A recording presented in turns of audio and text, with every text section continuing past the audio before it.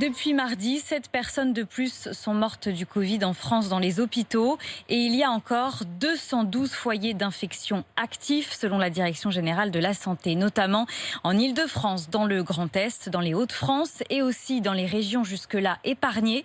En Loire-Atlantique, à Pornichet, 14 salariés d'un même restaurant sont contaminés. Marie Régnier. C'est un restaurant assez connu à Pornichet. On peut y dîner sur la terrasse, les pieds dans le sable.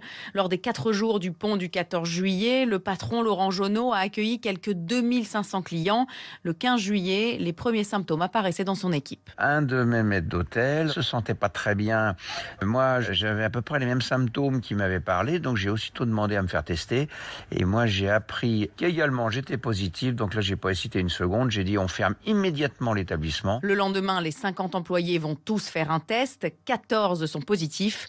Pourtant, le patron respectait le protocole sanitaire à la lettre. Il n'y a aucun client qui rentre qui n'a pas un masque. Tous les quarts d'heure, on se désinfecte les mains. Tout le monde a le masque du matin au soir, que ce soit en salle ou en cuisine. Pour lui, l'explication la plus plausible est que ses salariés se soient contaminés le soir après le service. Tous les jeunes, le soir, après le travail, qui sortent, prennent un verre dans les bars en ville, et où là, ils ne respectent pas les 1 mètre de distance et ils ne portent pas les masques. Laurent Jonot espère rouvrir son établissement le 5 août après l'avoir totalement désinfecté et après 2 longues semaines de fermeture en plein cœur de l'été.